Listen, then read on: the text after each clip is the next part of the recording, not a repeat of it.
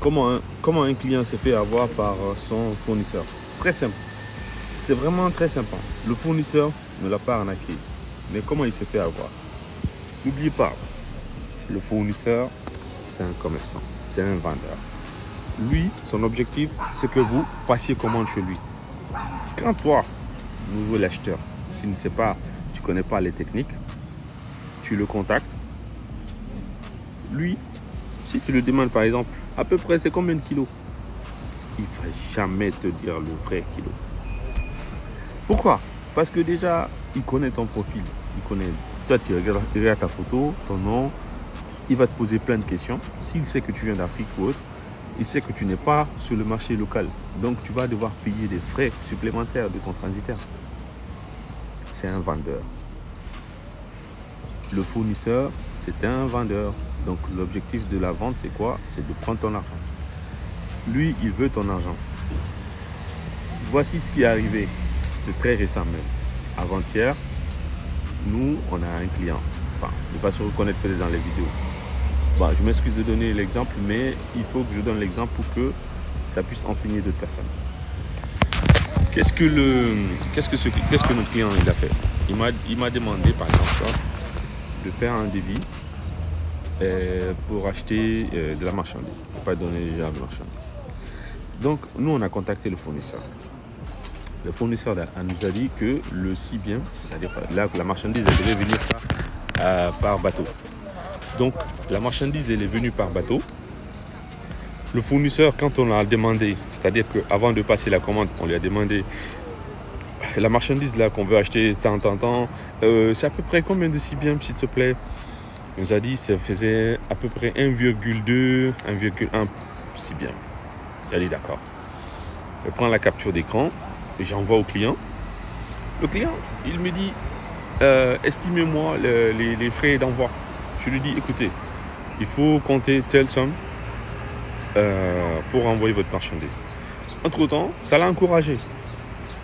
Il a rajouté un autre article. Ça l'a encouragé. Il a acheté encore un autre truc. C'est que le client n'a pas compris. Nous, on ne l'a pas trompé.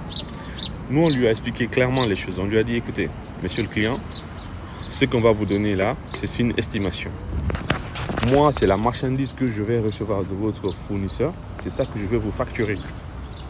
Si le fournisseur te dit c'est à peu près 1 CPM ou 2 CPM, toi tu achètes et que ta marchandise est arrivée, c'est plus de 2 CPM, ou bien c'est 1 CPM et quelques, n'oublie pas que toi, tu vas devoir payer ça, cette différence.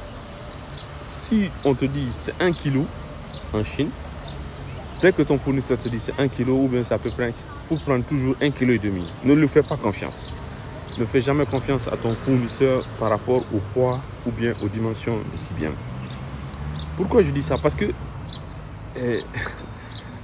pour finir avec d'abord l'histoire là, c'est que le client, il s'attendait à payer à peu près 1 Sibien pour toute sa marchandise. Maintenant, quand nous on a reçu la marchandise, on a vérifié, ça faisait plus. Et ce conseil-là, par exemple, je l'ai déjà donné. C'est déjà arrivé à d'autres clients. Au niveau du poids, vous pouvez regarder, j'ai d'autres vidéos là, en haut, en bas plutôt. Il y a des vidéos en bas, vous allez les voir, je parle de ça. Le poids, les dimensions que le fournisseur nous a remis, elles étaient tous fausses. Arrivé, nous on envoie la facture au client, on dit monsieur, voici votre facture. Il est surpris. Il dit mais vous m'avez dit, je lui ai dit écoutez, regardez les messages que je vous ai envoyés. Je vous ai envoyé même des captures d'écran. Parce que ce client-là, c'est un client qui se trouve à l'étranger, d'accord?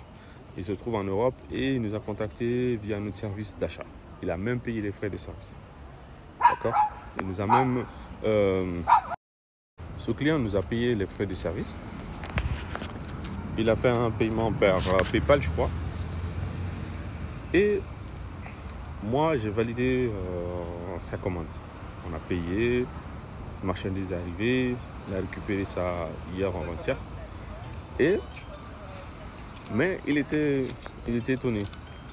Et n'oubliez pas, il y a des frais de douane qui sont en fonction de la valeur de votre marchandise déclarée. Mais c'est négociable, d'accord? Il n'y a pas de marchandise qui rentre dans aucun pays en Afrique où vous ne payez pas de douane. Soit le transitaire rajoute les frais là dans le prix du CBM pour certaines marchandises, mais pour d'autres marchandises qui ne se passent pas dans les cartons et autres, vous allez payer des frais de douane. Il n'y a pas de secret dans ça. Ceux qui vous disent que vous n'allez pas payer de frais de douane, ce n'est pas vrai. C'est soit ils ont rajouté les frais à l'intérieur, ou bien ils vous le font payer à l'arrivée. Ça dépend des marchandises. Si vous envoyez des marchandises, disons, essentielles, tout ça là, il n'y a pas de problème. Vous ne payez pas de frais. Mais si vous envoyez des appareils, des groupes électrogènes, vous achetez des motos, plein de trucs, des gros engins, eh bien, forcément, vous allez payer des frais en plus. Nous, on ne peut pas vous garantir cela. En tout cas, moi, je ne vous le garantis pas. Je vous le conseille même pas. Celui qui vous dit ça, il vous aura menti. Il va attendre juste à la dernière minute. Vous dites que ouais, ici, c'est là pour vous faire payer de l'argent. Et c'est ce que je trouve malhonnête et dommageable pour la corporation. Vaut mieux dire au client, écoutez, attendez-vous avec des frais, ou bien préparez tel montant. Comme ça, le client n'est pas surpris dans ses calculs. Dès que ça va arriver, il vient, on négocie, il récupère sa marchandise. Là, c'est clair. Maintenant, conseil simple. Si votre fournisseur vous donne une dimension, vous donne à rajouter toujours un peu plus. Si c'est moins que ce qui arrive au fournisseur, enfin au transitaire, il n'y a pas de problème.